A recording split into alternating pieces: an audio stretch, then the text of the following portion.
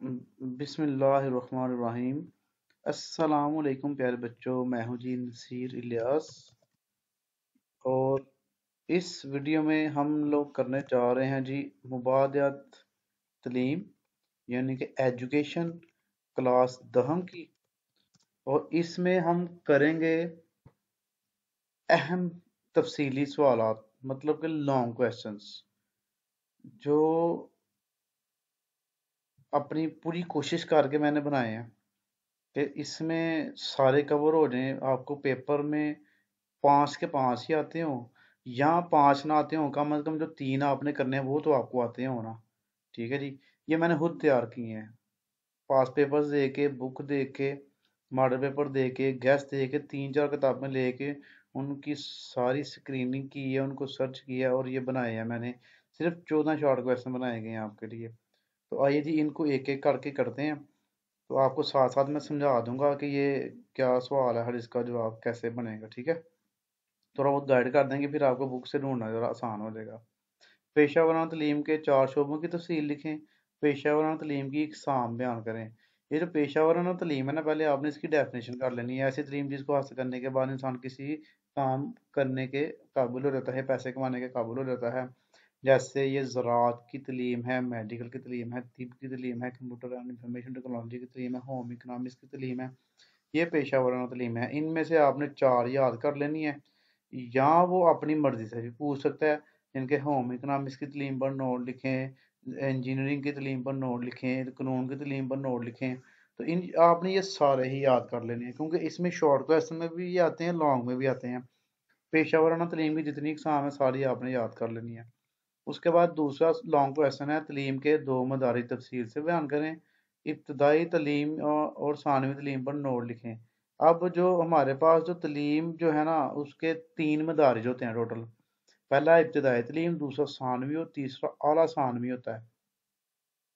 تو اس نے 2 پوچھے ہیں پیپر میں، اکثر وہ 2 پوچھتا ہے، کبھی وہ خود اپنے نام لے لیتا ہے ابتدائی اور ثانوی تعلیم، کبھی وہ ایک ایسی کہہ دیتا ہے کہ 2 پہ نوٹ لکھیں، کبھی 1 پہ بھی آ جاتا ہے۔ تو میرا مشورہ یہ ہے کہ آپ نے وہ تینوں ہی یاد کرنے ہیں، ابتدائی، ثانوی اور اعلیٰ ثانوی۔ تو کوئی بھی 2 پوچھ لے گا تاکہ آپ کو لانگ کویسچن پورا اٹیمپٹ ہو جائے آپ کا۔ اس کے بعد یہ قومی تعلیمی پالیسی 2010-1998 کے مطابق پاکستان میں مقاصد تعلیم بیان کریں۔ پاکستان میں تعلیمی پالیسی کا عمومی مقاصد، اس چیپٹر کے شروع میں ہی ہے، پہلے چیپٹر کے تعلیمی پالیسی کے مقاصد وہ آپ نے یاد کر لینے ہیں، 10 یا 12 پوائنٹ ہیں، وہ کر لینے ہیں آپ نے۔ اس کے بعد نصاب کی زائد ترکیبی تفصیل سے بیان کریں۔ ایک سوال تو یہ ہو گیا، یا پھر جائزہ سے کیا مراد ہے، ایک سوال یہ ہو گیا، تفصیل سے بیان کریں۔ اس کے بعد مقاصد نصاب تدریسی مواد پر نوٹ لکھیں، ایک سوال یہ ہو گیا، تدریسی حکمت عملی اور جائزہ پر نوٹ لکھیں۔ تو میرا مشورہ یہ ہے کہ نصاب کے اس زائد ترکیبی جو ہے نا وہ 4 ہیں، مقاصد نصاب، اس کے بعد تدریسی مواد، تدریسی حکمت عملی اور جائزہ، یہ چاروں پوائنٹ یاد کر لیں آپ۔ ٹھیک ہے، ایک پکا پیپر میں ہوتا ہے، کبھی وہ جائزہ کے بارے میں پوچھ لے گا، کبھی وہ تدریسی حکمت عملی، کبھی مقاصد، کبھی 2 پوچھ لے گا، کبھی 1 پوچھ لے گا۔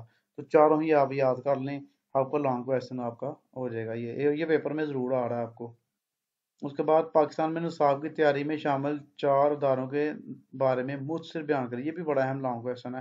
پاکستان میں نصاب کی تیاری کا طریقہ، یہ نا چیپٹر میرے سے 7واں 8ویں کے اینڈ پہ ہے، 7ویں یا 8ویں کے اینڈ پہ ہی ہے بالکل، جس میں وہ صوبائی کمیٹیاں آ جاتی ہیں، پھر پنجاب ٹیکسٹ بک بورڈ آ جاتا ہے، پھر board of intermediate and secondary education آ جاتا ہے، ہائر ایجوکیشن کمیشن آ جاتا ہے۔ اس میں یہ سارے ادارے آپ نے سب کے نام لکھ دینے ہیں اور ان کے آگے فنکشن لکھ دینے ہیں۔ ٹھیک ہے جی، کیا کیا کرتے ہیں۔ اس کے بعد نصابی اور ہم نصابی سرگرمیوں میں فرق بیان کریں۔ نصابی سرگرمیاں وہ ہوتی ہیں جو ہم جو ہے نا پڑھتے ہیں کلاس روم میں بیٹھ کے، ٹیسٹ وغیرہ دیتے ہیں، پڑھتے ہیں، اور ہم نصابی وہ سرگرمیاں جو پڑھائی کے علاوہ اسکول سے باہر ہوتی ہیں، یا اسکول کے اندر بھی ہو سکتی ہیں، کھیل کود وغیرہ ہو گیا، کرکٹ ہاکی وغیرہ، یا آپ کے تعلیمی سفر ہوتے ہیں وہ کرتے ہیں، ٹرپ وغیرہ کرتے ہیں آپ لوگ، یا اسکول میں کوئی بھی پروگرام ہو گیا، یہ ہم نصابی سرگرمیوں میں آتا ہے۔ آگے ہم نصابی سرگرمیوں کے ذریعے طلباء میں کون سے اوصاف پیدا ہوتے ہیں، جن کے پڑھائی کے علاوہ جو سرگرمیاں ہیں نا، وہ ان سے بچوں میں کون سی خوبیاں پیدا ہوتی ہیں، یہ بھی ایک پڑھا پورا ہے، وہ آپ لکھ لینا یاد کر کے۔ ہم نصابی سرگرمی کے انتظام کی ضرورت کیوں پیش آتی ہے، یہ بھی بک کے اندر موجود ہے اس کا آنسر۔ उसके बाद 10वां लॉन्ग क्वेश्चन है, तलबा की नौशरमा में हम नसाबी सरगर्मियों के किरदार की वजाहत कीजिए। ये भी आपको मिल जाएगा। तलबा को पेश आने वाले मसाइल पर नोट लिखें। ये अब मसाइल जो है ना, ये ज़ाती, मुआशी, नफ्सियाती, इस 4-5 मेरे ख्याल से मसाइल हैं, ये सारे याद कर लेने हैं आपने। तलबा को पेश आने वाले मसाइल जो है ना, ये सारे याद करने हैं आपने।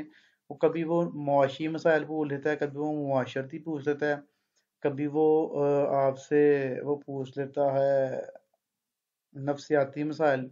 ठीक है, ये सारे आपने याद कर लेने हैं। मदरसा में रहनुमाई और मुशावर का किरदार तफसीलन बयान करें।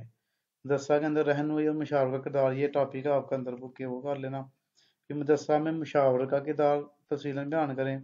ऊपर रहनुमाई और मुशावर था, नीचे हाली मुशावर था। ये सवाल मेरा तो सेम ही है दोनों, 13वां 14वां, 12वां 13वां।